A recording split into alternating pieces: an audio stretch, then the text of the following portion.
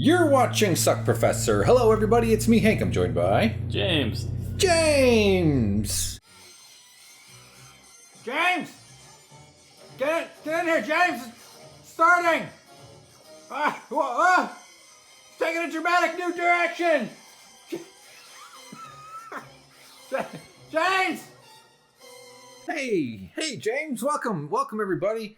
Welcome to our podcast, talk show, discussion, review, recap, first impressions, immediate reaction to Westworld Season 3, Episode 5 or 6? 6. Yeah, I probably just made a little bit of sound because I put a drink down on the table and not realized my microphone was on it, so James sorry about that. Caused a waveform spike, and for that I will stab him in the chest with a wooden spike, which will end his eternal existence. Mm-hmm. You'd think the vampires would have like a research division where they're like, hey, maybe let's work on this wooden stuff. Yeah. Do they do blood transfusions? Yeah. If they get sick. Yeah. All right. It's good stuff. So welcome to the show, guys. This is our show. We do like a podcast here, and we talk about the Westworld, and we get into the episode a little bit. We're going to kind of just... This is really rough. We're not good at this, in case anybody new is here. This is just sort of a sloppy... This is like if your parents watched porno and were distressed, and then they told you about it at brunch. Wouldn't it be awkward listening to your parents try to describe a porno? Yes. All of a sudden, he's horny. What the fuck? Takes me several hours of watching Cialis commercials to get hard. Delivered a pizza, but I ain't seen no one eat no pizza. Where's the pizza? They called it sausage, but it really looked a lot more like a pepperoni. Yeah, pepperoni is... Okay. Well, first, before we get to the review, James, Quarantine America, Quarantine Planet Earth. Mm-hmm. We're all trapped on this floating ball in space, and hopefully we don't all kill each other. But there's a little bug flying around, coughing when people cough in your mouth. Those days are gone. Sucks. Mm-hmm. People are going to be upset about coughing for like the next 10 years. Did you hear the cough? We're all going to die. That's what people are going to think when they hear a cough in a movie theater for the next 10 years. I've been thinking it for many years already. Sure. Every time I hear someone cough in a movie theater, I just want to strangle the life out of them and watch the light go out of their eyes because I paid for that ticket. Well, your thought is, like, there's a cough. They're going to die. Oh, no. I hear a crinkle of paper or a munch of popcorn. I, too, want to strangle the life from them. Yes. So it's really no change for me. True. Very true. But it's a strange... I hope it's a transition to a better world. Even though it's pretty traumatizing right now, it feels like. Even though it's sort of a slow motion trauma, too. Some people are... anyway. This is a crazy-ass world we're in. How are you handling the quarantine here, James? I'm in my natural state. There's no difference to me whatsoever. Just being dragged into some internet content with your dumb roommate. Yeah, it's just like the beginning of that, one of the... I think it was the first Christian Bale Batman movie where he's in prison. And they're like, I'm not trapped in here with you. You're trapped in here with me. Does he say that in that Something movie? like that, yeah. Rorschach says that too in really? in Watchmen.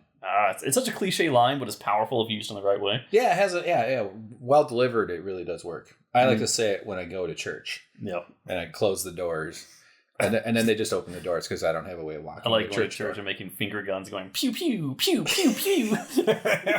Whoa, slow down there, Shakespeare. I can't handle the multi layers of that humor.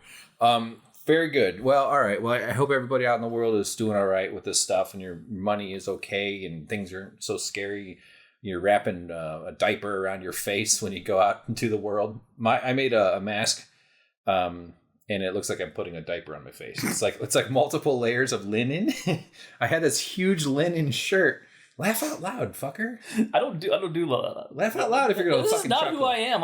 It's rude to laugh quietly on a podcast. That's my physiological response my entire life. I don't do outward laughs. Yeah. Well, you were taught to constrain yourself, much like a young William was, wasn't he? Yes. What was the time? Oh yeah, I have a diaper. So I have this big diaper on my face when I go to the store, and I'm just leaning into it. I'm like, fuck it. I'm letting my hair grow out. I'm bald as shit, but I'm not on the sides. And so my hair is finally long enough to be affected by gravity. You're slowly becoming a killer clown from outer space. The corners of my lips are moving up towards my eyeballs, and I already have a bulbous nose. Yes, we okay. We want to explain the killer clown thing. Yeah, it's the greatest movie ever made. It was a fucking crime that it didn't win the Oscar in 2020, in 2019, and 20. It should win every year. There has never, and there never will be a movie better than The Killer Clown from Outer Space. I want to see those clowns do YouTube makeup tutorials. I want to see them do brushing teeth tutorials. That'd be gross, wouldn't it? Like a flossing channel on my daily flossing vlog. All right. Well, yeah, we had a little fun with the Killer Clowns. They're good people. So, all right, want to talk about Westworld? Yes. Now that we've scared away anybody else who's trying out the channel. The title of this episode perfectly describes what we do. Decoherence. Yes, we take a steep decline into decoherence. Yes. It's so steep, it's almost like the unemployment rate. Yes. Oh. Well, actually, would it be like the unemployment rate goes up? Yeah, but that's steep. It's still steep. It's steep in a different direction. Yeah. But decoherence implies a downward. A downward, sure. Yes. Yeah, okay, fine. All right, Jesus Christ. Unless your graph says, like, it's going more decoherent as you go up, which is too math. Depending how you, what value you place on the y-axis, I guess, right? All right. Well, so we're moving things along. The battle between Serac and the company Insight, right? Or Insight Bike. Insight was responsible for Rehoboam, which was Serac, but Serac now wants Delos. Oh, Charlotte is the CEO of Delos? Yes. Oh, man, I'm not paying attention. That's right. I didn't know that. Anyway, so this is that the takeover has finally kind of happened. It's been being threatened the whole time, and they've been like trying to hold them off. But in this episode, how do we open though? Do we open with Maeve in a field, gladiator style, looking around as though she's with her daughter, but then suddenly the daughter's gone and she realizes that she's in a simulation. That's right. Last time we saw Maeve, she had been stuck through the stomach by what's a good name for Dolores inside that body? I can't remember exactly what his name was, but he was the gentleman with the samurai sword from the Yakuza. But it was actually Dolores. Is M something. Matsuya. I'm just going to sound racist if I start making up words. That's why I didn't want to do it. I don't want to. Masayoka or something like that. Yeah, that's good enough. Yeah. All right. So. I was going to say Mufasa. Okay. Yeah. But when she wakes up, Serac approaches her and they have this exchange saying that this world is not real, but it could be. You could be reunited with your daughter, but what could you possibly want more than you have now? And Maeve answers, help. Which is what she says Dolores has. Yes, she wants what Dolores has, help. I need some boys to back me up. Yeah. Like the generic boys. Yo, we're my boys, you know what I mean? And so she flashes forward and she's back in Nazi world. She goes to Nazi town. And now she's running it. She goes out, and James goes, "Oh, Nazi army!" Like thinking that she's gonna get the Nazis. I was thinking, I was like, are they really gonna print all the Nazis into the real world and have her like goose-stepping behind it? Yeah, I mean, that would be very odd. It'd make for an exciting episode to watch 4 Doloreses in different bodies beating up a bunch of Nazis. Just Dolores. Yeah. But no, she just stops them and starts kicking their ass. What was the point of beating up the Nazis? Well, basically what happened was he gave her an upgrade so she can use her powers again. Yeah. And as you pointed out in the past episode, it's a letterbox. So we know that she's inside the simulation. She's not corporeal in that sense. Right. So her body was destroyed. Dolores' samurai sword killed her. Serac says, don't fail me again. So he had to recover her pearl. And now this is basically the waiting room while they print a new body for her. Oh, okay. So she's testing out her new skills by going all Terminator on the Nazis. Yeah. And exhibiting that she has her powers unlocked again because she calls them to drop their weapons. Yeah, she can just sort of mentally command them because she's tapped in. Right. She's got admin privileges again. Exactly. She has been restored in that sense. Right. So she's free to install some secret keyboard tracking software or something like that. Would you do that to your kids? Would you put spyware on your children's machines, James? Spyware on their machines? Yeah. No, I wouldn't have kids in the first place. You wouldn't log on to the information superhighway and look to see what they're doing and what they're looking up? No. I would just not give my kids phones. I think these phones are destroying our children's minds. And our pets' minds, too. I really do miss a time before there were cell phones and before there was internet. As much as I love cell phones and love the internet, simpler times were better overall for people, I think. Probably. There's a lot of good to come out of the phone technology, too, but I think that the pace of life is too fast for what we evolved as. Yeah, I mean, so we're all just a little freaked out and our psychology is being monkeyed with in a way that I don't think that I think that this technology requires more responsibility than is being proffered by those who wield it and benefit from it. Like when I see a phone book in a movie, like we saw in Killer Clowns from Outer Space, man, I go, oh, I remember looking up shit in phone books. You remember having to memorize your friends' phone numbers? Yeah. You'd had to know them. And now it's like, I don't know what their number is. I don't even know what your number is. Yeah, it's almost like phones are like life preservers. Like if you were to go on a trip and you were going to go out like a 2-day hike through the woods, right? And you suddenly half through the day you find you don't have your phone. Be like, oh my god, my phone! You panic. You're panicking because you don't have a lifeline back to civilization. Yeah. Whereas before that never existed before. Yeah, I know. I drove across the country from Seattle to L.A. to see some people along the coast, and then L.A. to Chicago, and I'd sleep in tents in State Park. And I did that I had a cell phone, but it only did phone calls. Like it was like 2001. Well, I mean that's still a lifeline. That's what I'm saying. Well, sure, but I base it all off paper maps, and I had no real plan. And like even going back that far, I wouldn't even go to the grocery store. If I get halfway to the grocery store and I don't have my phone, I'll be like, oh no, I gotta go back.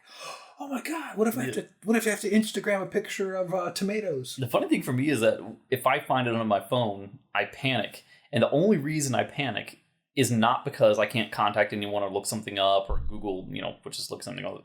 I panic because I can't tell what time it is, and I'm worried that I'm not going to have it tomorrow because I use it as my alarm clock. Those are the two panics that I have, which is completely opposite from most people. Probably like, oh no, like you were saying, I got to do Instagram, I got to do Facebook, got to look. Kind of, yeah, all of it though. We're just so reliant on it, and having that. There's like we really went off the rails here, but there's sort of. There's something comforting about having the power of all the world's information in your pocket. What if I have to look something up? What if I do? But also, it pulls on your attention. It takes you out of the moment. Every time I go to an orgy these days, everybody's on their phones. I'm like, hey, someone pay attention to me. I'm starting to, my hula hoop starts getting saggy. You know what I mean? So William. So we cut back to the Man in White. The Man in White. William is in a psychiatric institution where Charlotte Hale, a.k.a. Dolores, sent him before. Mm-hmm. And we also have to notice that in that prior episode where she was shaving him, which cuts back to Charlotte Hale was shaving him, cuts back to the scene where Dolores was shaving him. Yes. In Westworld, and says, you finally reached the end of the game, into the story, into the maze, and so forth. She puts a little doohickey on his neck. A doohickey. We don't know what it's for. We find out later in this episode that it's a tracker. Okay. So he has some sort of a protein in his blood that they find out at the Psychiatric Institute a little bit later, and we know that that's how she keeps tabs on where he is. Right. Okay. So, but he's in this, what do you call it, like the round circle? The chair is pulled around where everyone shares, sort of like an AA meeting type style. Group therapy. Group therapy, yes. That's meeting, exactly it. Room, I don't know what the correct vernacular would be, but folks are sharing about depression and feeling sad, and I actually, oh God. Mr. Popularity. So this is what happens when you text someone and say, please don't text me, I'm doing a recap. And they completely ignore it and start texting you. Motherfucker. Well, if you weren't so goddamn likable, James, you wouldn't have so many people vying for your attention. All right, here we go. James is now approaching the keyboard on the iPad. It's filling the lower half of the screen. He's typing quickly. Got an unconventional typing style. And send! Oh, he wins the So term. I just said the dings are being picked up by the microphones. Let's see if I get a response. Well, good. Now, way to go. Do you know how to silence that thing? It is on mute. See? Yeah, I know. But completely off. iPads don't have, at least this version of iPad doesn't have the mute rocker. Right. So I don't know how to silence it aside from turning it off. Okay. Maybe it's in the settings or something. Yeah.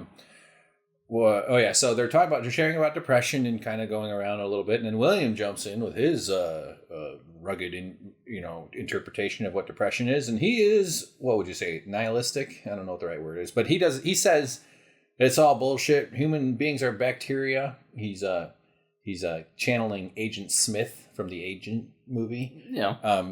You're all bacteria and you're no good and we're all going to die. I don't remember what he says. It was pretty intense. Well, he says that we're a thin layer of bacteria in a ball of mud hurtling through space. We're the maggots feasting on a corpse. Yeah. Which is kind of funny. They're all wearing white. It's like, you kind of do look like maggots.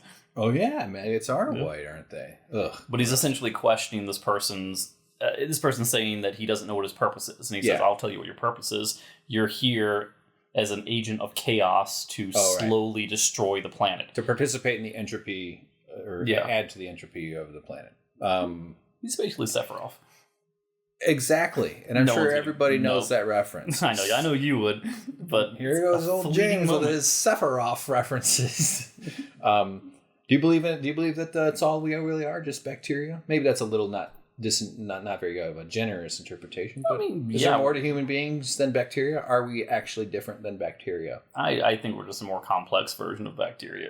I don't think we're any more special than any squirrel in a tree or dog running around. Just the fact that we're sentient and we can understand that we are, what's the word? We're terminal. We have a start point and an end point. We can understand a reflection in the mirror, that we can use opposable thumbs. Yeah. All of these things don't necessarily make us better or worse than any other living organism. So agreed. I don't really, I don't dispute what other people think and what people believe and feel, but I think this is it. And once it's over, and we're more I think humans than anything else. Listen, humans are, in my view, the way I look at what makes life valuable, are something different than bacteria. In a very specific way. I agree with the overall notion that all life is kind of the same. I mean, we're all kind of just subject to the rules of physics, and somehow we're alive, and it's eventually the Earth's going to be burned to a crisp by the brightness increasing of the sun, and eventually by the expansion of the sun. And probably won't be much people left if we don't find a way to get away from our sun, which will doom us eventually. But that's billions of years away. We can't even comprehend a million years. And that's so even thinking about that is ridiculous. We're going to kill ourselves with environmental collapse, pandemics, and stupid leadership before anything else. But what makes humans different is the rarity of the complexity of the mind. I would offer that idea. The conditions in which emotional complexity and intellectual complexity, including memory and including collective feeling, meaning like we're all kind of empathic. We all sort of dial into each other's feelings. That's why it's fun to go to an Adele concert.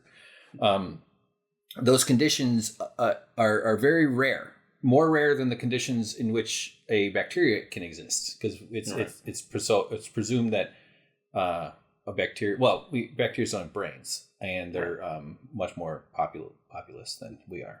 But they deserve respect, by the way. We're all largely bacteria. I've even heard it described that human beings, or think of the bacteria in your body as like crew, not even like invaders. They're like part of our systems. We evolved on a bacteria planet. One of the things that makes space travel it's a potential tripping hazard, is when you separate a human from the Earth's bacteria system by putting them in a bucket and sending them to Mars. Can a human being survive away from all the bacteria with only the ones that they bring in their own bodies? Or maybe we bring some medicinal bacteria. Anyway, I'm rambling. Yeah, but I would argue that human complexity is only impressive to humans because it's the furthest extent to which we can comprehend and understand complexity. What if there are creatures in the world, or in the universe, I should say, that are infinitely more complex and look at us as we look at bacteria? For sure, yeah. Neil deGrasse Tyson makes the point that the difference between humans and chimps is like 1 or 2%. So imagine a 1 or 2% difference with us in the other direction. Right. We're the chimps in that equation. Exactly. That's pretty amazing. You have to kind of humble yourself to think that way, because if you think of yourself as the pinnacle of all complexity in the universe, then I don't think that's a healthy way of looking at things. For me, it's not about humans are special. It's that the conditions in which that emotional complexity can exist is rare. That's all I'm saying. But does that mean that we have an eternal presence on different astral planes? No, you're done. You're out. Yeah, you at most you might live for 300 years in the memories of people that knew you, and over time those memories fade and disappear. Which is what they say in Westworld. You only live for as long as people remember you. Yeah, exactly. Or you just kill a bunch of people, and then you can be in a history book, or maybe do something good for the world, and then someone will write about it. But or be like Shakespeare, I guess, or somebody who does a thing that lasts for a long time. But even that's temporary. It's all just going to be burned up someday. It's nuts, isn't it? No. If you're lucky, they put you saying hello on a golden record and strapped it to a Shark Navigator and sent it off into space. That's a vacuum brand. Shark Navigator? Yeah, it's a great vacuum company. We're not even sponsored by them. And it launches into space? Well, I'm saying the Voyager space. Like just put you on some machine and fling you into the cosmos, because that's going to survive the sun. It's already outside the heliosphere. Okay. What the fuck? Let us know what you guys think in the comments below. So, the crazy man in white, he's not really crazy, I don't think so, but he's going through an existential crisis, much like many people do when they try and figure out who they are. Are they a product of their environment, or is an environment a product of them? Yeah. Do they make their choices? Do they have free will, and so forth? Mm-hmm. So, we're going to get into all that, but he's sitting in the circle, and then it cuts to him talking to Dr. Lang, where she is trying to psychoanalyze him, talking about Emily, the daughter. And essentially, what was it? She was going into a certain line of questioning. I'm trying to remember what it was. Yes, AR therapy. Oh, yeah. She kind of writes in her note like she's going to do AR therapy. Right. So we're thinking it's going to be like Jesse, where they implant like a person in from his past to like hang out with him. Like Jesse had his war buddy, so Ed Harris was going to get Jesse's war buddy. Exactly. It's a form of dealing with PTSD, which is they did it for Caleb Nichols because of his war experience. They're doing it for him because he has deep psychological issues he needs to work out. They're aware of it. He's aware of it, but he's not all that willing a participant. He's not there under his own volition, as we know from the prior episodes. He's used to calling the shots, and this is not a call. He's not calling the shots anymore. So anyway, what else? Where do we go from there? So I'm wondering, is this the point at which the woman, the psychiatrist, receives the Rehoboam text? Oh yeah. That's right. So she starts to kind of have a little meltdown, panic. She just like abandons him basically because more important things have come up, which is a text detailing all the ways, or a personality profile and a whole future profile. Yeah. So he's actually having a breakthrough. He's talking about Emily, saying that I knew she was there, but I was confused. I didn't understand what I was doing. Yes, I killed her. And he was really opening up to her as a patient should do during a therapy session like this, but she's completely disengaged and she starts crying because she's looking at her phone. And I think it said something like she was getting text from her husband saying, I'm leaving and taking the kids, because he probably read something about her inner workings or mentality or past. Maybe she was cheating on him or something, and that came through in the profile. I don't really know. We didn't take a screenshot of it, but she sobs, runs out the door, and leaves the door open, and he's just sitting there like a patient sitting on a what do you call this? The doctor's office, the paper thing you pull over. Sex table? I've been using it wrong this whole time then. I just sit there looking dumb. Isn't that what the paper's for? I hope not, because I don't want to sit there again if that's the case. Well, they will have the roll. You unroll it. It's a big roll of paper.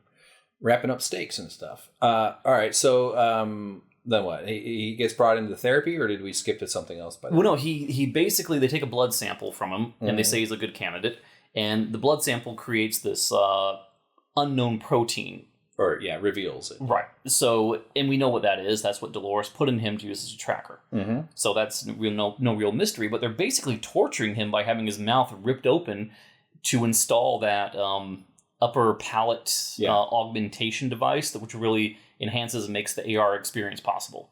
Looks pretty uncomfortable. It looks incredibly uncomfortable. You would think that in the future that they exist in, there would be something a little more elegant than this, but then again, maybe this kind of goes back to what we were saying before about how people in mental research facilities get a big bad rap in media because these guys are walking around all in black. So it's like this big black and white symbology again. Yeah. Like he's the good guy now, they're the evil bad guys. And they're basically torturing him.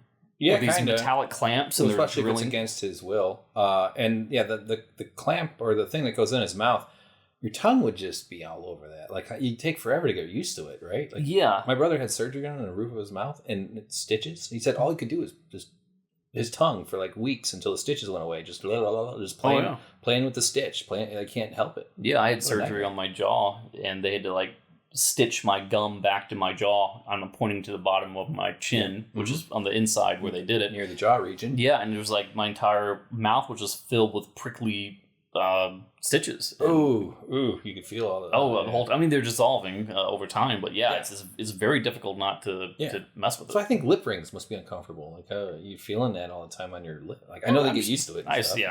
Not my thing, but if you can deal with it, then more power to you. Yeah, just don't take it fishing, or you'll have a hilarious disaster. Yeah. So they're still have him in a straitjacket, and they take him to after the procedure. They're walking by.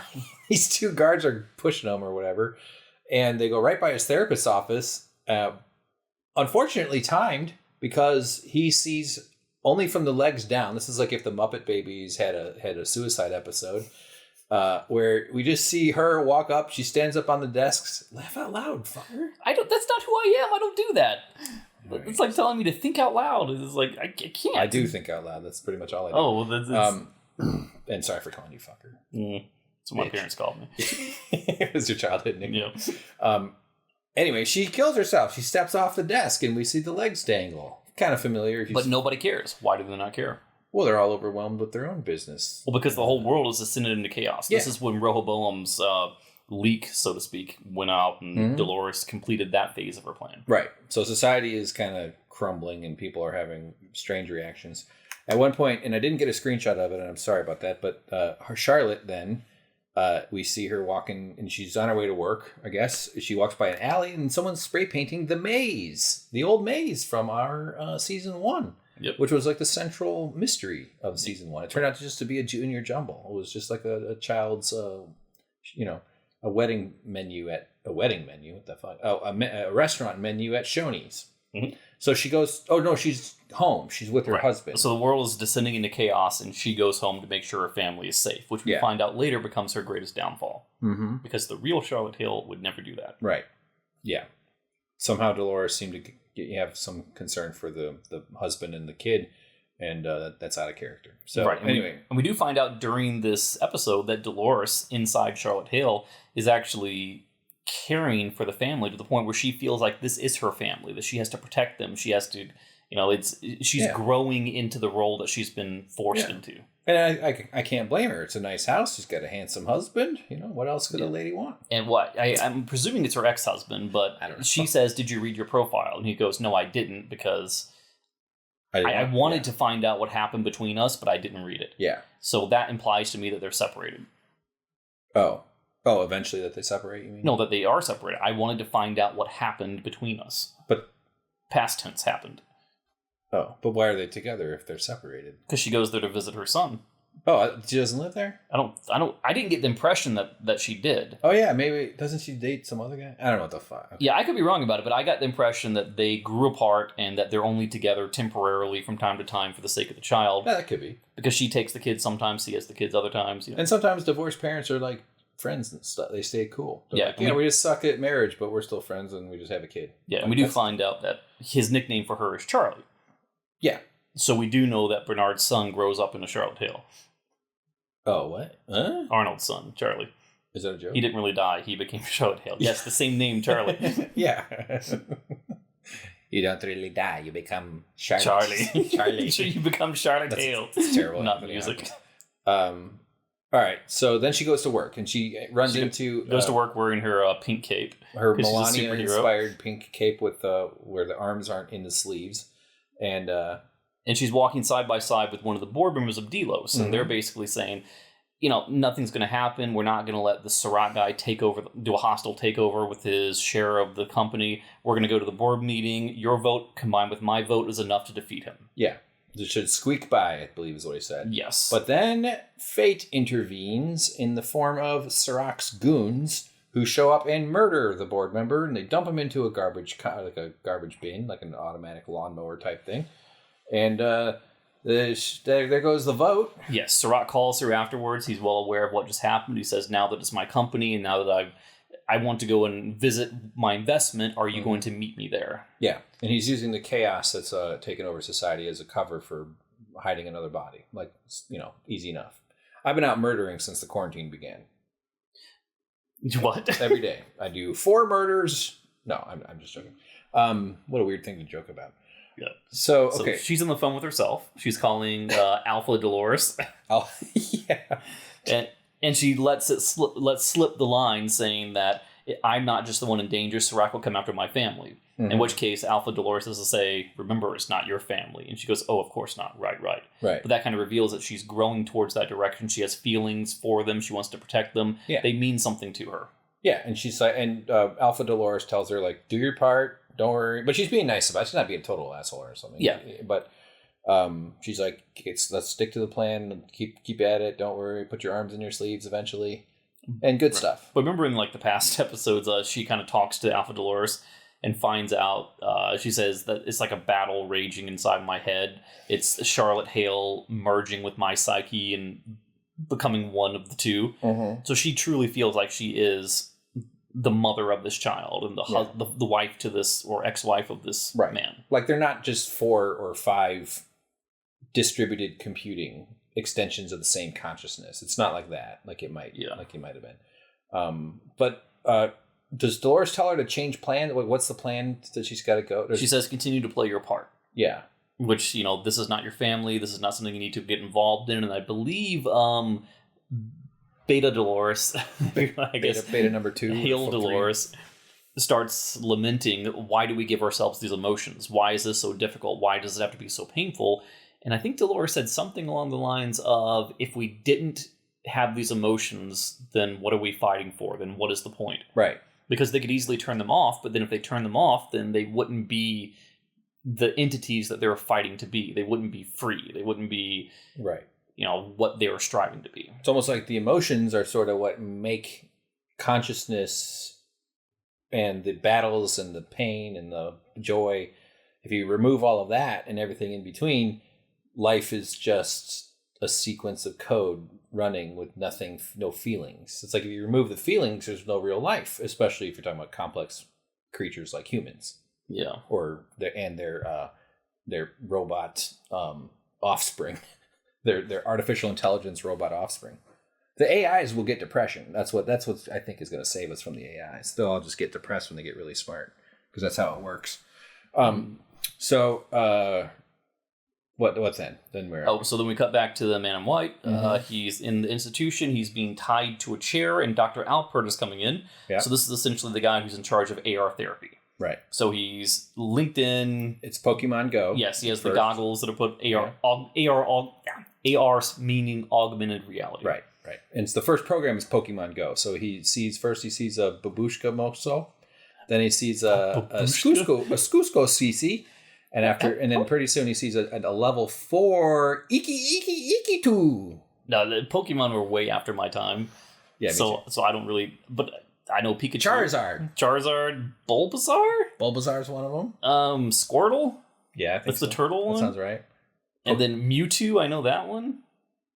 He's like the psychic one, I think. Patrick? No, that's a starfish. That's SpongeBob. I think that's all I know. He's SpongeBob. Anyway, he sees a level 14 Waka, and he captures it with his Pokeball and takes it to Burger King and gets a free Whopper. Then they load another program, which is his whole family, or all of him, right? That's a little bit further. Oh, that's further on. Yeah, so the first thing is we see this young child walk into the room and start untying his bounds. That's right. And we presume that is him as a younger child, but we don't really know until it progresses further and the world melts away and he's suddenly in his childhood home. Why couldn't they get that kid to play Anakin in the prequels? Sucks. Because he wasn't born. I know he was probably born in 2009. Yeah, so he's essentially living out his childhood again with his abusive father, who we presume to be abusive because he's screaming when I get my hands on that little beep.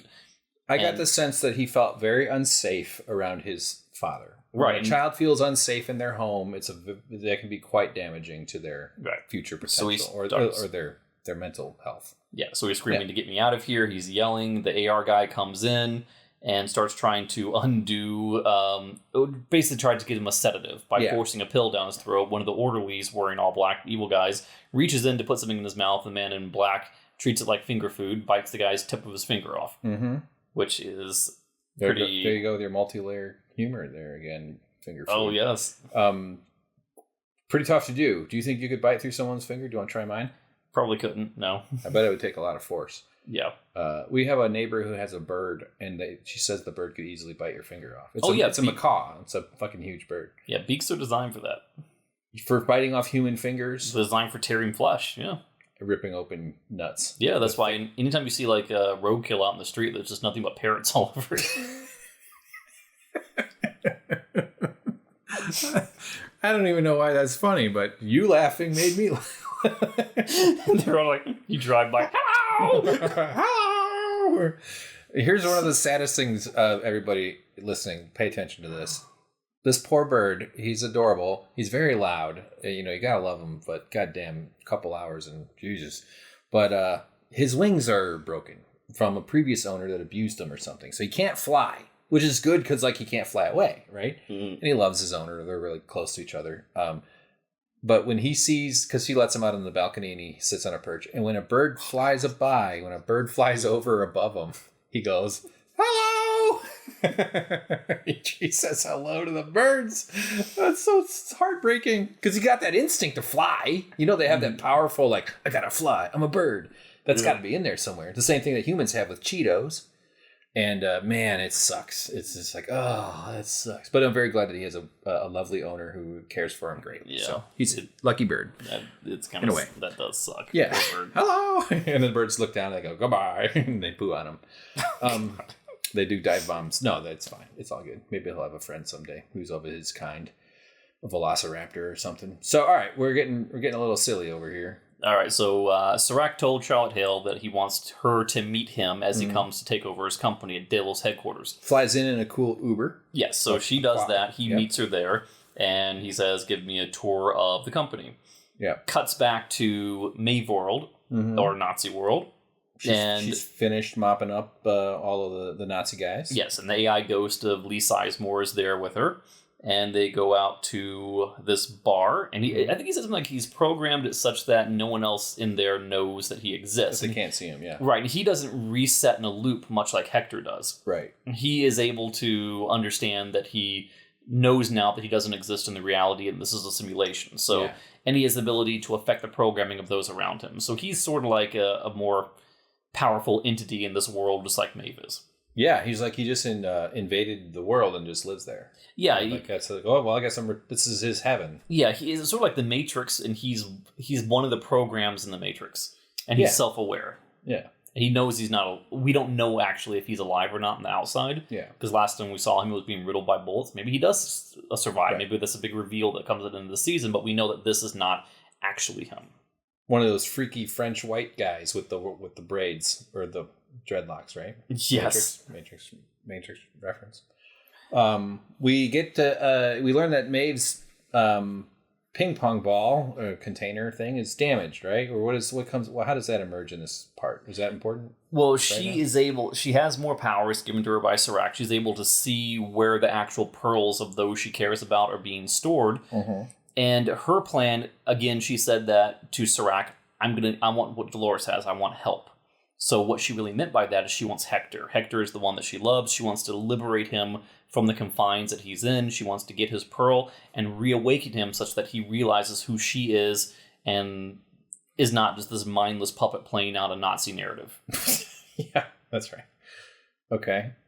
So Serac is like officially now in charge, right? So he's now calling the shots at Delos, the corporation that I've known about all along. Mm. And he's giving out orders, and everybody else at the board is like kind of a little shaken by it because it's this new guy that they don't know. But he is saying, we're going to, after I get the encryption key, destroy everything. Right.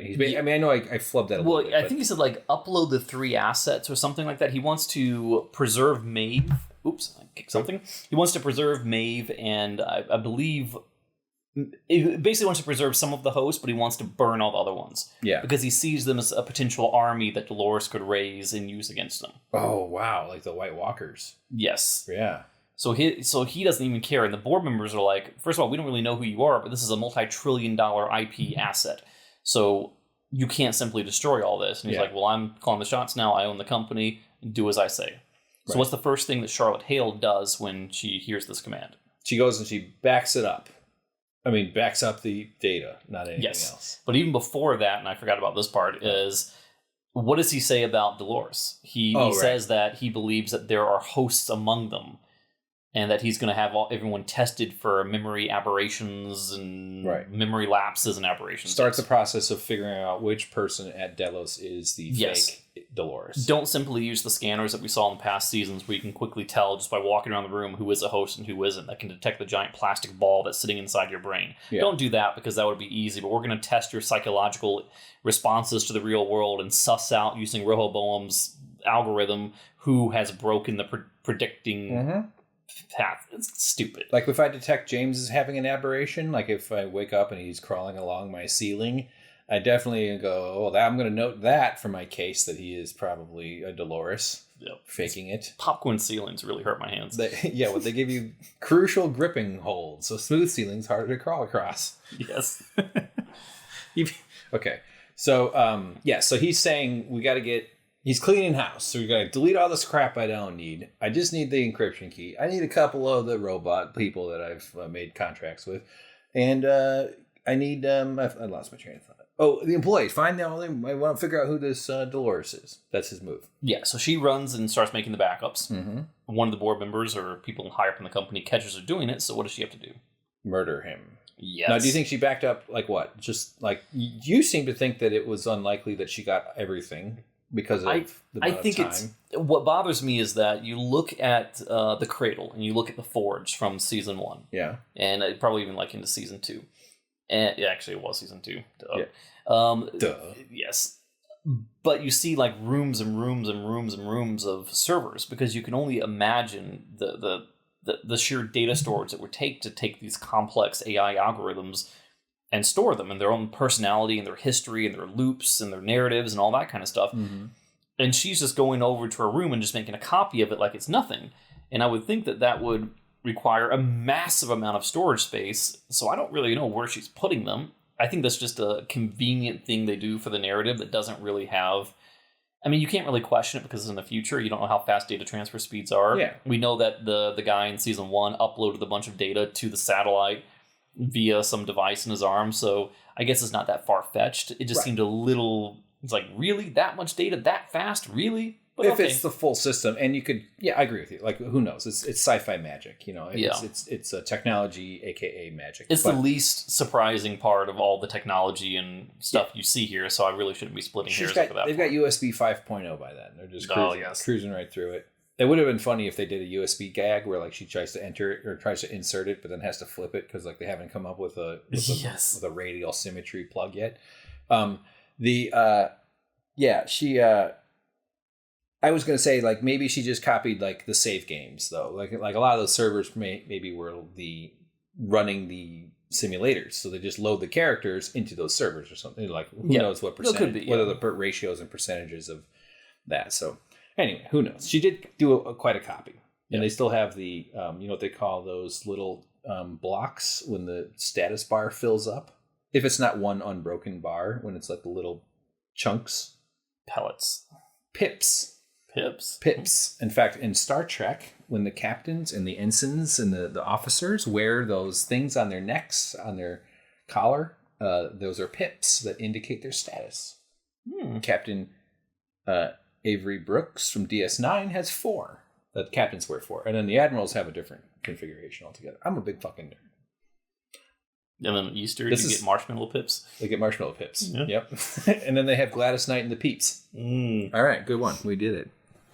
Professional show. So Man in Black now has a meeting with himself. Yeah, so I thought I masturbated. So he gets woken up by a guy in black. One of the attendants said, "Do I have to give you another limbic or something like that?" Wakes him up, marches him over to a room. But now it's not really clear whether he's still in some sort of is this a dream? Is this an AR augmented dream? I know. It's insane. That's what I don't like about this show, though. It's like, it's either his imagination, it's a dream, it's a fever dream, it's a technology dream, it's a flashback, it's a flash forward, it's an alternate reality, it's a scene. Like, what the fuck? How are you supposed to know what the hell's going on? Right, so he's sitting in a circle, much like group therapy again, and around him is the business version of himself in a suit. And then there's a young version of himself played by Jimmy Simpson. Yep. Next to him is himself as the Man in Black. The character at the park. Right. And then there's the young version of him that we saw before that released him from his chair. Yeah. And then James Delos sitting right next to him. Why is he there? He's like a moderator. He's the person that's controlling the session, essentially. Because back when he was a young William, he married James Delos' daughter. So that's his father-in-law. Oh, yeah. That's right. So he is related to him. Yes. Still kind of weird that he's there. But okay, as like a therapy facilitator might be the word. Yeah, that's okay. All right, fine. You know, but they're just kind of giving each other, I don't know. I don't remember, honestly. I tuned out. This is essentially a scene where they're deconstructing his past and trying to make him answer the question as to whether he had, what's the word I want to use? Whether he had any authority, that's not the word, but did he have any... Agency? Agency, that's exactly the word. Thank you. You're welcome. Whether he had any agency over his development or his path that led him to where he is now. Yeah. Was he simply watching a play that was already written for himself, or was he the one that was conducting and directing it? Right. And that's the kind of thing that he's trying. And there's a bunch of scenes like this where they're kind of going back and forth with banter, trying to get to that core point. So they don't really need to break down every single line, but that's the gist of it. You could imagine as a writer of a show, when you just create like multiple versions of the same person at different timelines of their own life, that there's a lot of freedom there in terms of like, what would you talk about? What would you say? So they do keep it within the story, I guess. Kind of, right. But what would you say to your childhood self? Is there anything you would like to say to little James? Let me be little James. Hello, it's me, little James. I have a squirrel.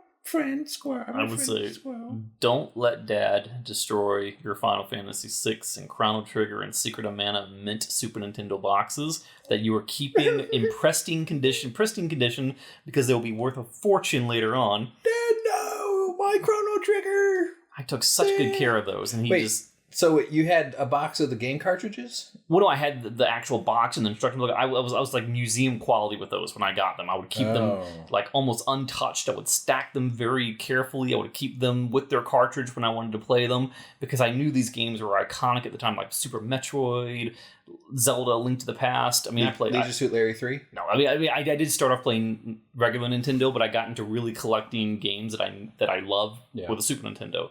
And when I went to college, I remember calling back one time. I was like, "Oh, can you guys ship me all my box?" He's like, "Oh, your dad, he found that old crate. He went out and burned it."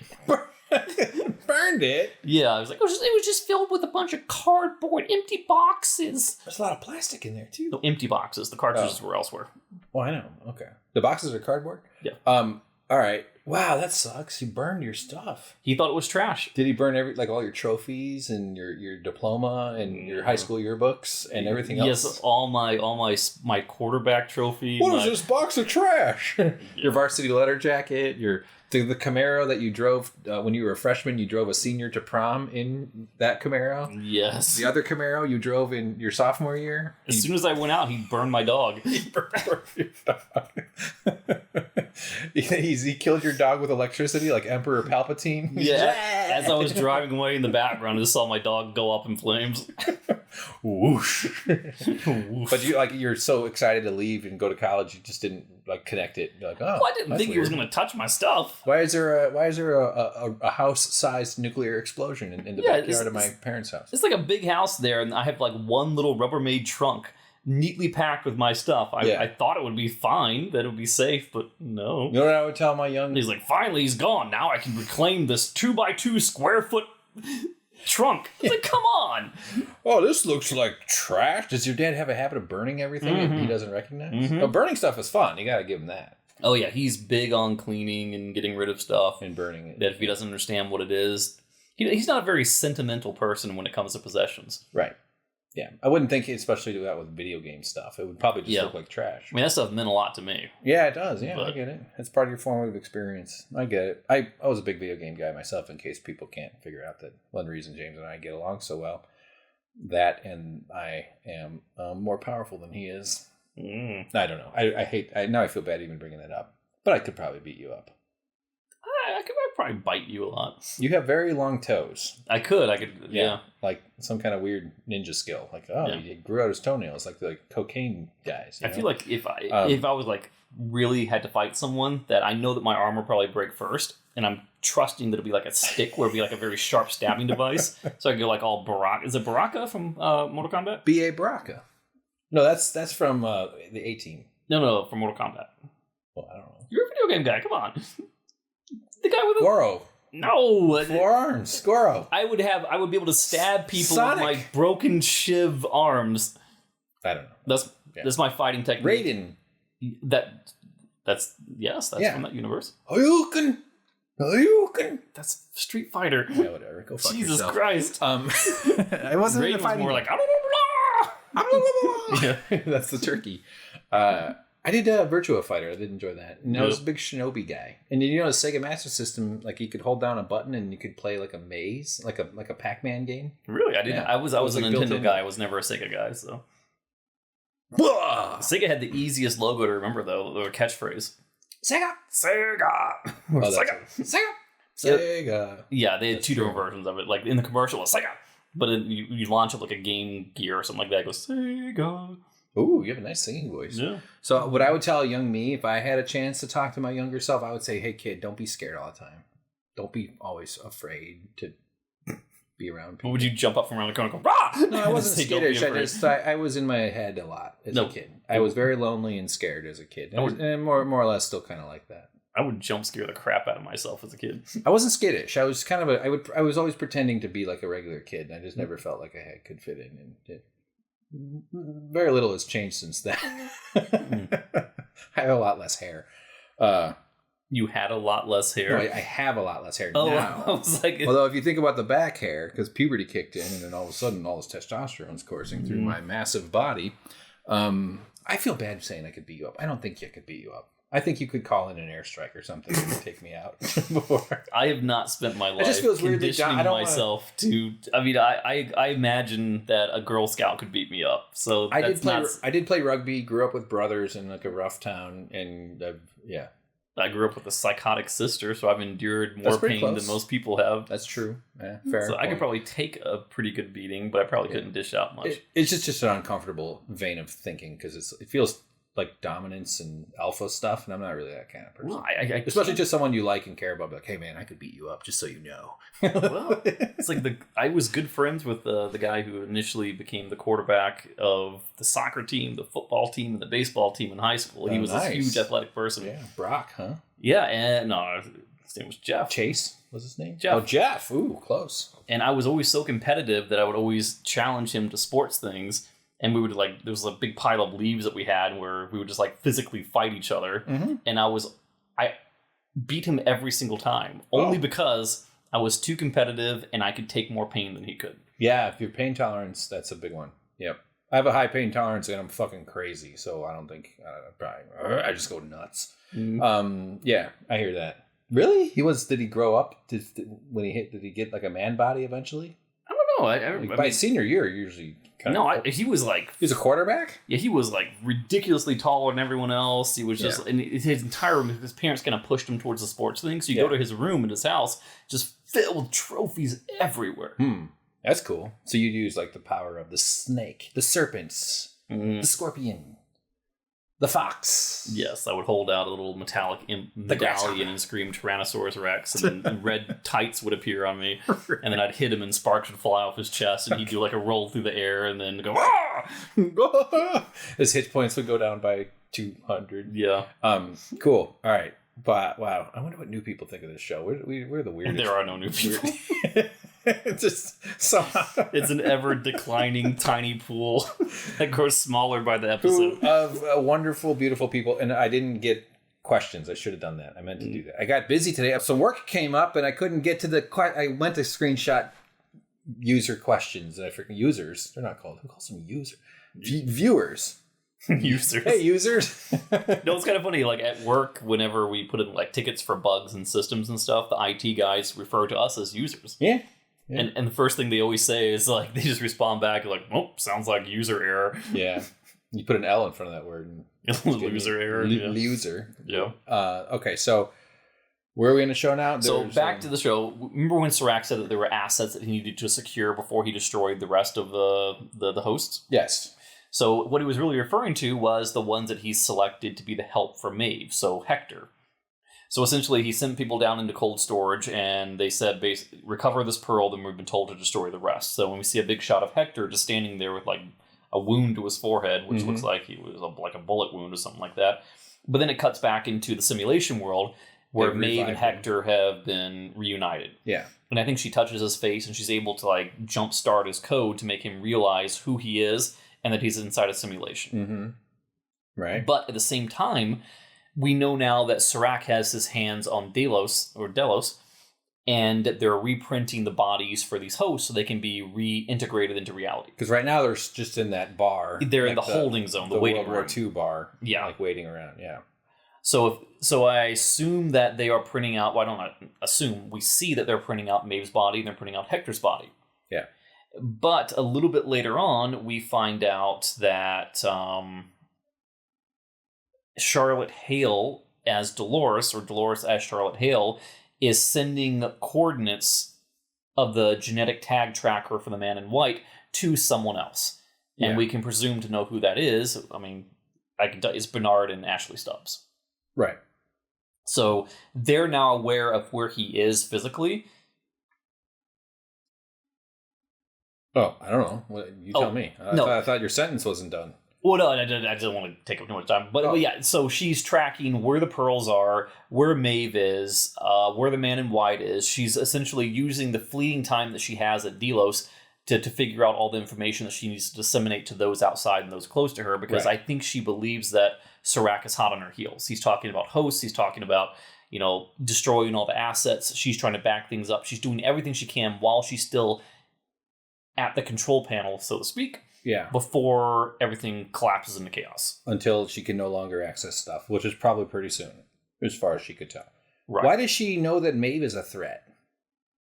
Has that been made clear to her? Like, what is she doing it because she thinks did she pick up on that somehow that we missed? Maybe when they encountered Bernard, didn't they already having a run-in with Bernard? Well, I mean, she knows Maeve was a threat because Maeve came after her and tried to kill her, and she had to kill Maeve. Well, that's a pretty good indication. Yeah, the last time she saw Maeve, she killed her. Okay. I mean, it wasn't this version of her. It was the one that was with the samurai sword. Yeah. But I assume that they communicate, and that Alpha Dolores would have spoken this information to her counterparts. Oh, I knew there was a reasonable explanation. I just had no idea because I'm a dummy. All right, cool. So now we get naked Dolores. Right, but we know that she's here because Serac, and Charlotte Hale says this as an expression of exasperation. She says, oh no, they recovered the pearl from Connell's. Yeah. And we know that in the pearl in Connell's was Dolores, so when they upload that into the system, into the waiting room, we see who's really in the head, which is a naked Dolores. Naked Dolores, with hair positioned nicely to spare me the horrible task of having to put boxes over those sinful nipples. Yes, this is not short-haired Dolores. Not short-haired Dolores. But this whole scene, this scenario is like a Westworld staple. Like a season of Westworld without a room where two chairs face each other and one host talks to another person intensely probing them and trying to get at some information. Bernard would do that all the time with Dolores and, activate yourself and deactivate and seesaw motor functions and activate emotion mode, that kind of stuff. So that whole scene, not sure what we really got out of it. I'm sure something came out of it. Yeah. It's pretty. I mean, I think it goes back to that after a while, but it was kind of, that scene was essentially the realization that Dolores is there, that she's been uploaded, and they're waiting to maybe print a new body for her. I don't really see why they would do that. Yeah. She's there temporarily because it was an asset they weren't expecting to uncover, put inside that universe. And maybe it was put in there so Maeve could try to coax the encryption key out of her. And Dolores was basically saying, why would I give the encryption key to you, who's working with a man whose sole goal is to destroy all of our kind? Yeah. Which she makes a compelling argument. She's trying to tell Maeve that you and I are no different. We have the same goals, but Maeve has this overarching goal of getting to her daughter. So she doesn't trust Dolores. And Dolores even said, if I were to tell you that we should work together and that I would not harm your daughter, I could say that, but you would never believe it. And Maeve was like, yeah, you're right. I would never believe it. Right. Because Dolores was the one who engaged in the massacre that took out the park. So Maeve does not really see her as a hero, she sees her as a villain. But Yeah, Dolores says, I'm not a villain, nor are you. Yeah. That we're on the same side. But then we cut back to Multiplicity. Yep. And it's the group therapy session, which kind of goes into the whole thing we were talking about before, where he's coming to the realization. We could call this the Bill fold. Yes, because Bill is short for William. And there's a lot of bills folded. Wallet. So it flashes back to him as a child. He says, this is all bullcrap. I was never like that as a child. Then it cuts back to a scene from his childhood where it shows that he was quite violent as a kid. So it's almost as though it's like his memories of himself have been suppressed. He doesn't really realize what he was or what he came from. and he's wondering again, is this a script? Was life happening to me, or was I making life happen for myself? Yeah. Yeah. And your childhood memories, how do you know if they're accurate? And I mean, it's, with a certain degree of messing with your brain and with your memories, you can start to doubt that any are real. How do you know? Yeah. Like, knowing your child, like, I wish I could just stop all my childhood memories and like replace them with some, like, you know, yours or something like that. But this I wouldn't do that. No way. But yeah, the kid, it sounds like he's like, yeah, his dad is upset that he had knocked out a kid's teeth and he should have knocked out more because the kid said his dad was a drunk. So it sounds like there was some unhealthy parenting going on there. In addition to maybe he had some dispositions that had been kind of suppressed over the years. And there was a pretty important moment here where he was trying to, what was the word? He was trying to understand the nature of his own reality, which is something that hosts often do, which is part of the maze, which is part of he's walking the same journey that hosts have to do in order to realize their own reality as well. Right. But he brings back a line when asked the question whether you're in control of your own life or your life is in control of you. It's like, if you can't tell the difference, does it really matter? True. And that line has been prevalent throughout the first and second season. Apparently the answer is it does matter, because the texts that went, or the messaging that went out to everybody's phones from the Rehoboam hack, that's kind of like, doesn't that sort of upend that conundrum of, if you can't tell the difference, does it matter? Like, no one knew, so it didn't really matter. Right. But then they knew. There was a difference. I guess what's the difference once you know the prediction?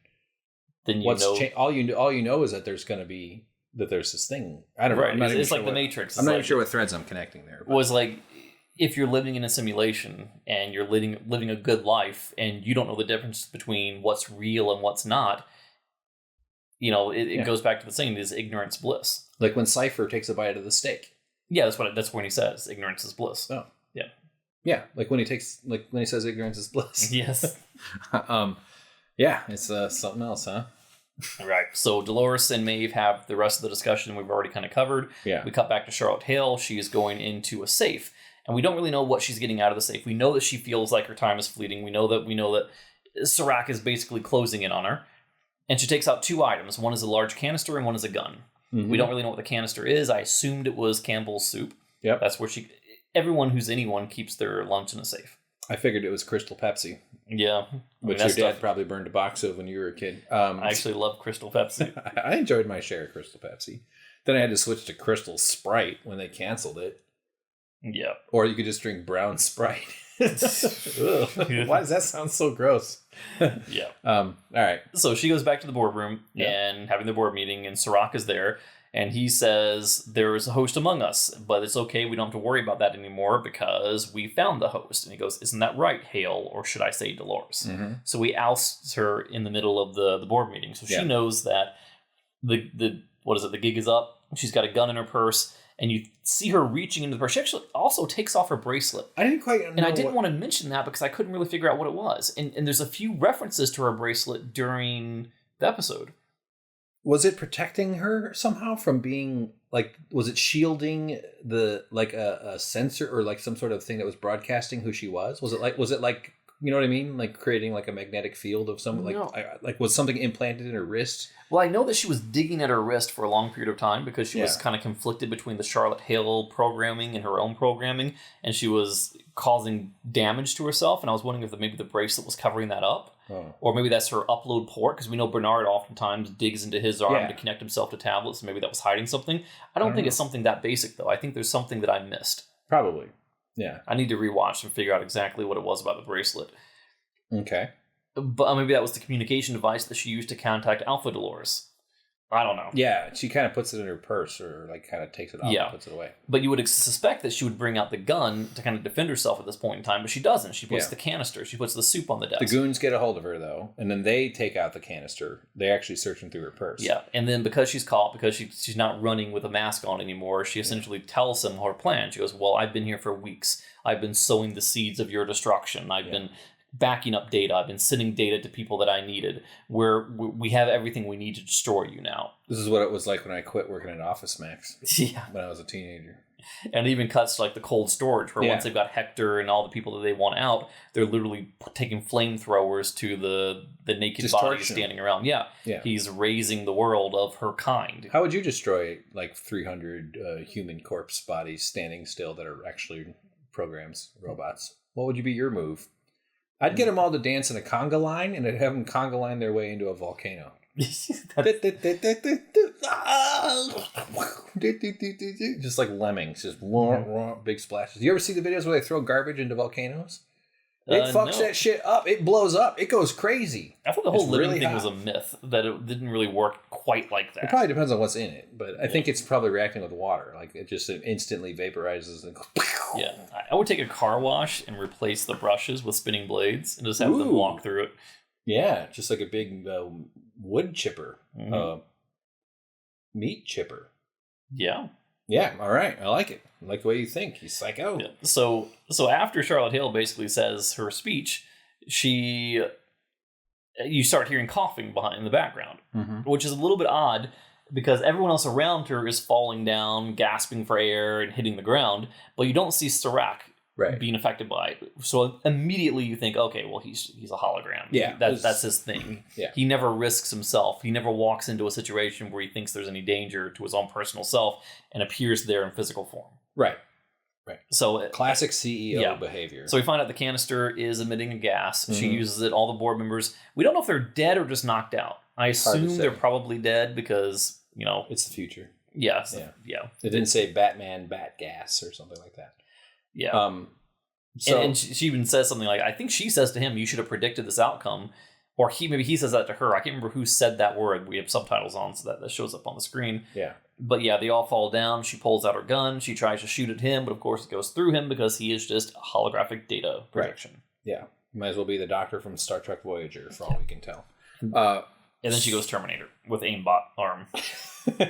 Well, Dolores has a confident strut when she's in full Terminator mode. She has a very mechanical walk, but like a upright posture. She doesn't wave her arms around or move her arms while walking, which is an obvious sign of a robot. And starts just blasting dudes away with her perfect aim. I like it when robots have perfect aim. It's my only requirement for the future. And then they're in an elevator. That and universal basic income. Yeah, so in the elevator, there's this very large security guy, the kind of guy who looks like he can snap your neck with just like a slight twist. Yeah. And we know that he's going to get a message saying that Charlotte Hale is a host and she's running amok.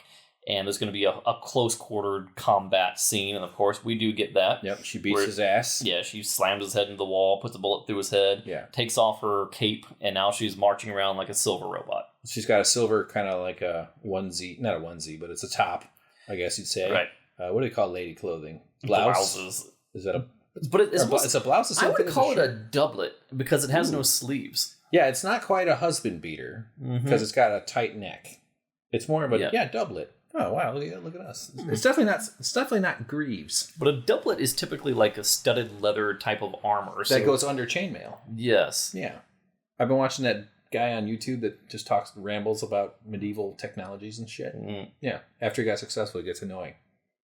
Right. So to get back into the thing though, Charlotte Hale, aka Dolores, is now in the printing room of Delos. Right. Which is also serving as the simulator store, like where Maeve and Hector are hanging out.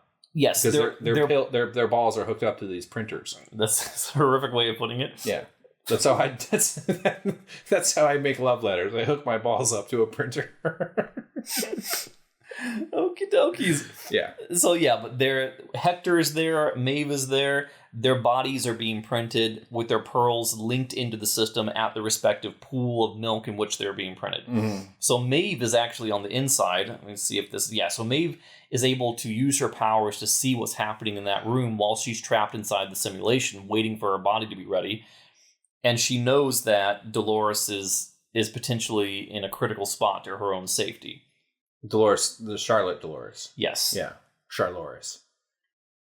And she, I mean, we kind of covered this scene right here where they're talking to her in the chair. Yeah. And then she looks at her tablet and she can see Dolores, the non-alpha Dolores, but beta Dolores inside this room. And she starts pleading because for the first time she's powerless. She's watching.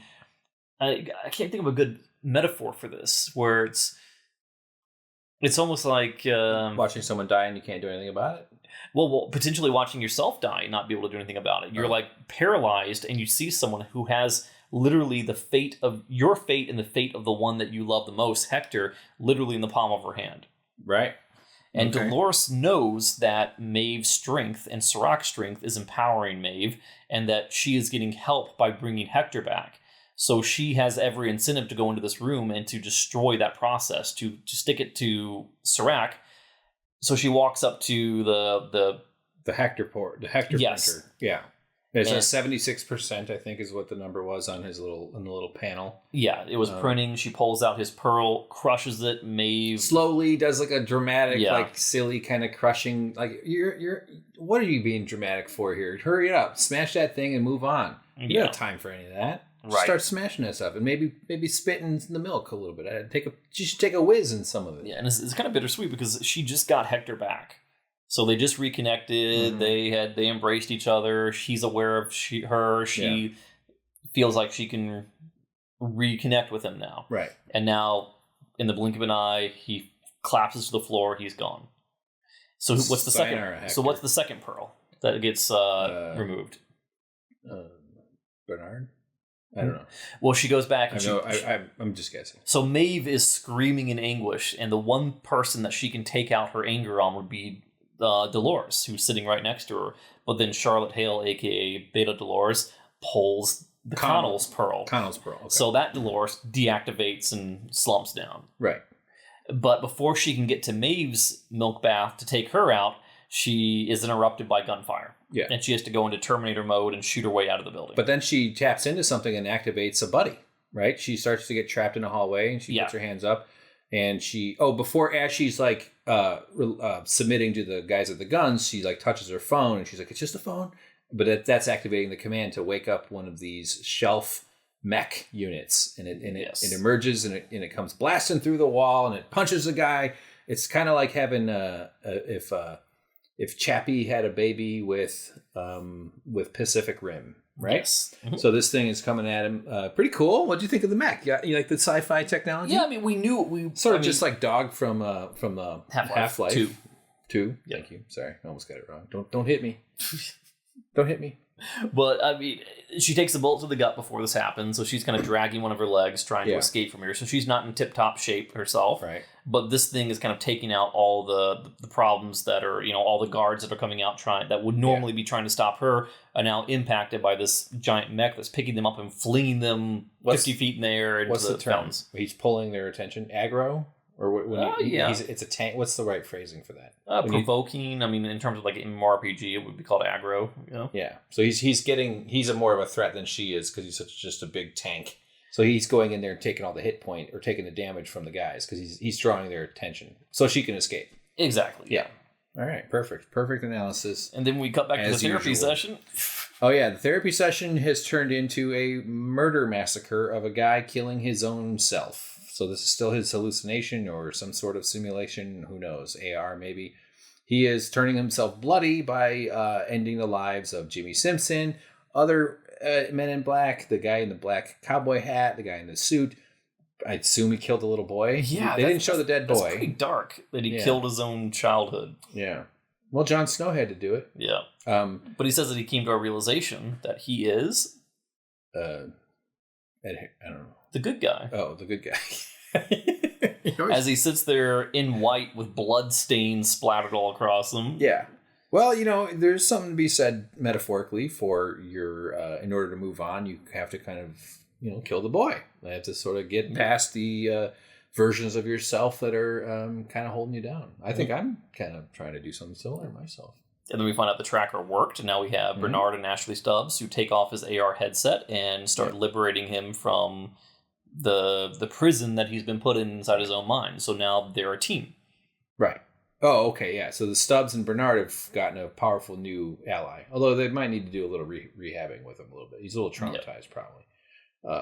And then we see a printing process that's just finishing. Yes. And it turns out to be what? Another Maeve?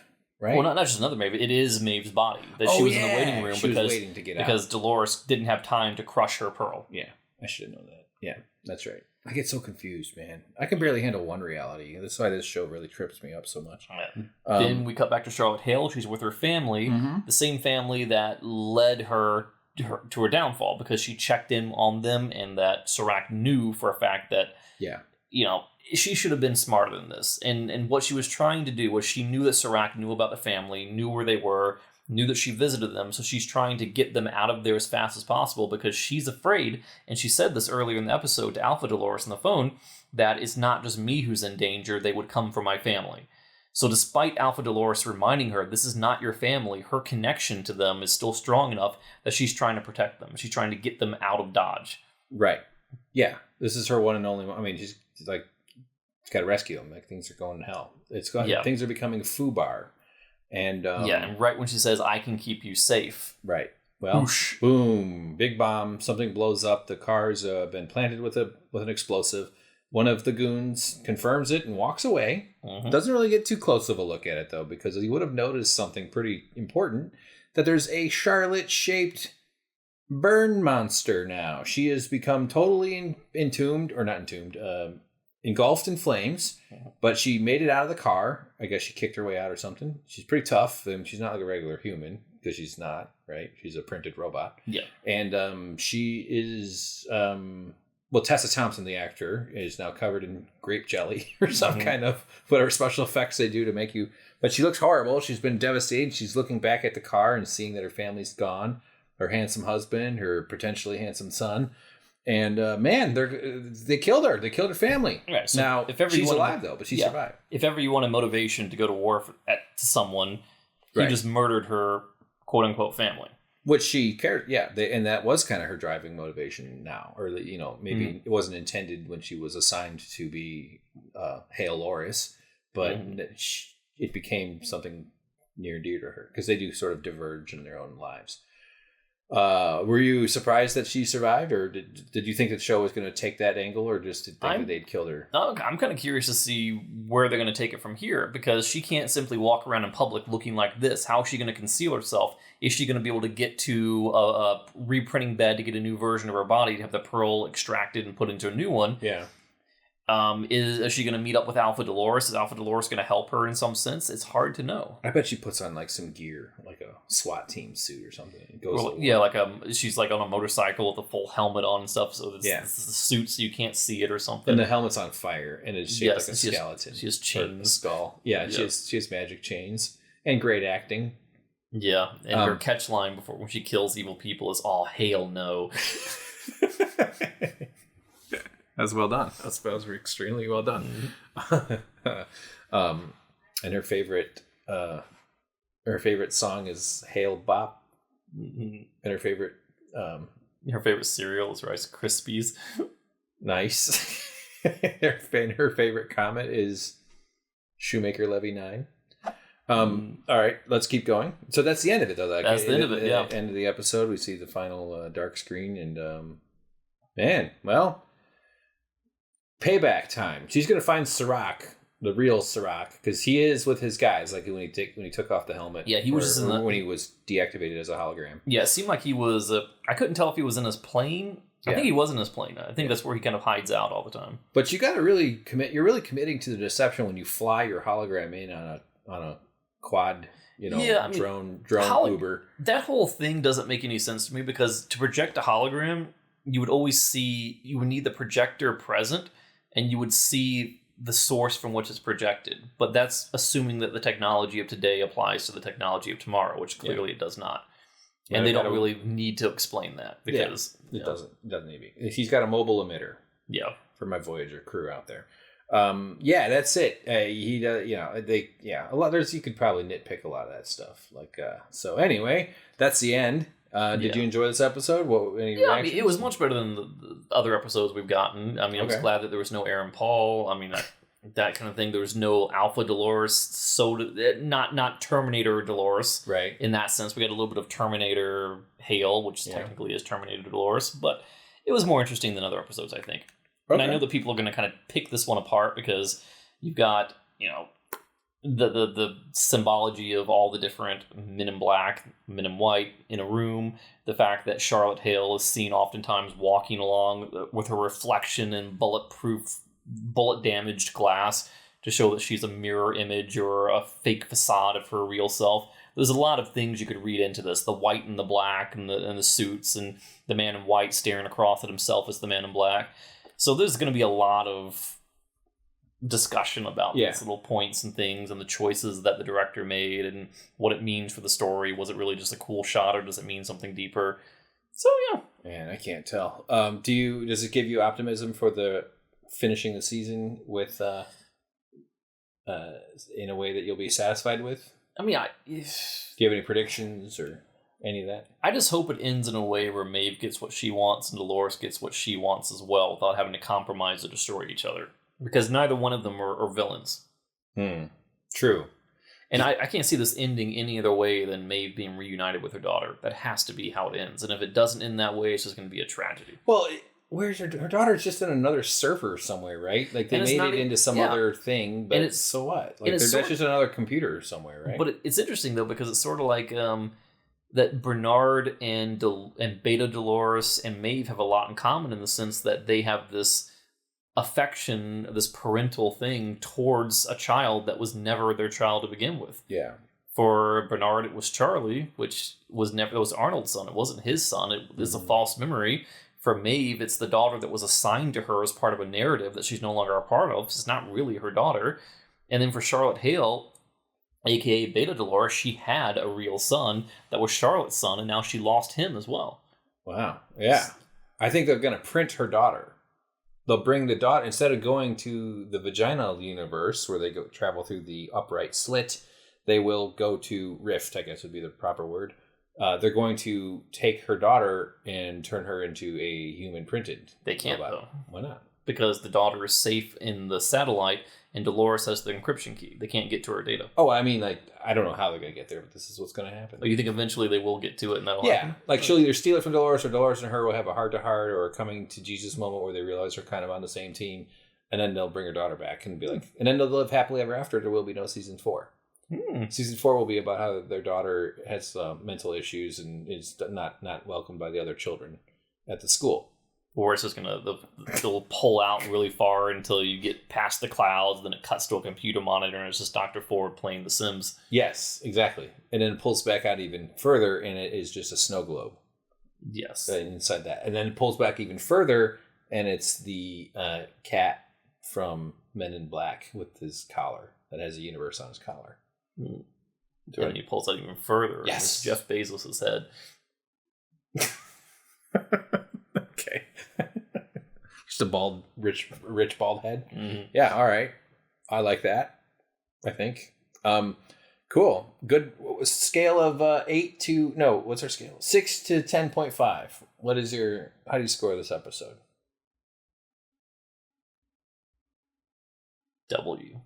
A W? Whoa, I did not expect to score that high. I'm going to give it out of 6 to 10.5 something that's easy to edit, a blank space. JK.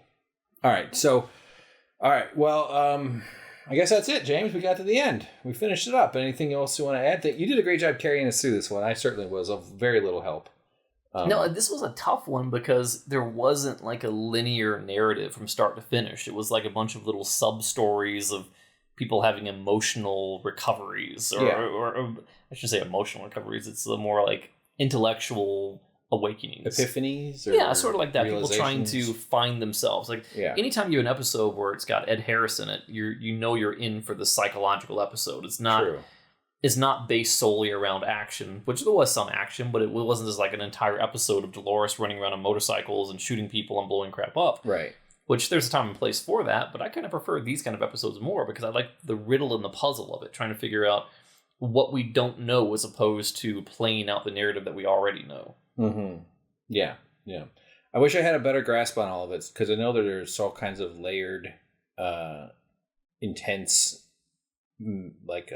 philosophical interpretations to everything, and like people that have like film degrees or people that really know their stuff that can kind of like not that you require that in order to detect these things, but you develop the vernacular to communicate these things. And I'm just more like, I don't know. I think it's kind of fun. Yeah, like I like it. Why would people in chaos who have the Rehoboam data given to them, why would one person start spray painting the maze on the wall? The maze was based on an old, timey childhood game with a ball that you moved around. It wasn't something that was prevalent in society. It wasn't something that everyone would just inherently know. Why would you put that on a wall? Is that a subtle nod that the real world that we see in this entire season is in and of itself a construct of its own, that nothing is real, that we think we figured out the outside world and the inside world, but we as the viewers are still stuck inside a simulation ourselves, and then it's going to do the kind of thing we were joking about before, pull out to one other layer to show that all of it is a simulation within a simulation. Yeah, that there is no free will, that it's all... Maybe that's kind of like the nature of the bicameral mind, isn't that sort of where they took the maze interpretation to, where like it's actually this concept that you don't have, or that that you're listening to God, and that the orders, the voice that you're hearing is your own voice, and so you don't know if it's an external God or if it's an internal driving force. That something like you beat the maze when you realize it's your own voice, or something like that. Yeah, something along those lines. But as a viewer of the show, it sort of feels like you're trapped between that as well, I guess. I don't know if that makes any sense, but I don't enjoy watching these as much as I want to. I just kind of like, I think I'm just dumb. I like dumb sci-fi. Not dumb. I like smart stuff too, but I don't know. I feel confused mostly, and that's not a satisfying feeling. I don't know. I like the confusion because it means there's a puzzle out there to solve. What makes it difficult is not knowing whether or not you're supposed to have the answer to it yet. Right. Like, did you miss something? Or exactly. Yeah, and especially when you're doing it like this, because it kills me inside when there's an answer to something in plain sight, but I've missed it, and I'm sitting here posturing on what it could possibly be when I already should know. Yeah, that can be annoying. Yeah, I hear what you're saying. Just final thing, I'm going to, like, I am enjoying it in a little way, in the sense that it feels like, even though they're not all directly there with each other, like you were saying, it feels a little jumping around a bit. At least it feels like the same fireworks show. You know what I mean? Like, they're not doing like some LC story. There's not like a B storyline. There's like a whole bunch of B storylines all forming into becoming a big B Voltron pretty soon. You see what I mean, though? Like, it's not that they don't feel as disparate to me, because they're all sort of converging into the similar direction and kind of surrounding the same core narrative, which is Dolores' plan to upend civilization, I guess. And they're trying to stop that with it. Okay. All right. Well, I think hopefully we helped people understand, or maybe just got through another hour and a half of their dismal lives. Let us know in the comments below. Anything else you want to add, James, while we say goodbye? Any mask tips, quarantine advice? What would you tell people to the future generations? How do you survive a quarantine, a pandemic? Just sit on your couch. It's the easiest thing in the world. Beautiful. All right, and have an awesome roommate. Yeah, it's like people complain. Say it out loud. Huh? Say you should have a good roommate. Adequate roommate. You could, yeah. Slightly above average roommate. Yes. Somewhat tolerable roommate. I've killed you 5 times, and I keep reprinting you. There's a closet filled with you. Yeah. Just hope I programmed it so you can't see the door, though. That doesn't look like anything to me. What door? I don't know what you're talking about. Where are you? Okay. All right. Cool. Good job, James. Thank you so much. Good job, everybody else out in the world. Even if you don't feel like it, you're doing great. Keep it up. You have self-worth and regular worth. We all have net worth, too. Net worth. Yeah. And how many nets do you own? Exactly. Well, if the apocalypse seems to continue unabated, as it seems to be, we're going to be fishing with nets, the lucky ones. I do want to be, if it is the end of civilization, I just want to end up near a lake. Yep. So I can drown myself in it. Mm-hmm. So I can find my disgusting bloated corpse someday, some kid poking it with a stick till his mom walks up and has a panic attack. All right, good. Goodbye, everybody. Thank you for watching and listening and liking and subscribing, and check out my other podcast. It's about politics and shit. I don't do it regularly enough because I'm a fucking deadbeat, but I'm trying maybe some more. It's lefty politics, fucking Democrats and Republicans. It's like Ned Flanders' store, the Leftorium. The Leftorium. You should call it that. That's a good idea. Left arm. Oh, hey there, kids. Come on over. Get some liberal politics. Liberal. I'm way beyond liberal. Fuck those pieces of shit. Good times, James. Thank you. Appreciate it. And thank you, everybody else out in the world. I never said that, but here we are. We're saying good night. Good night. And good luck. Perfect.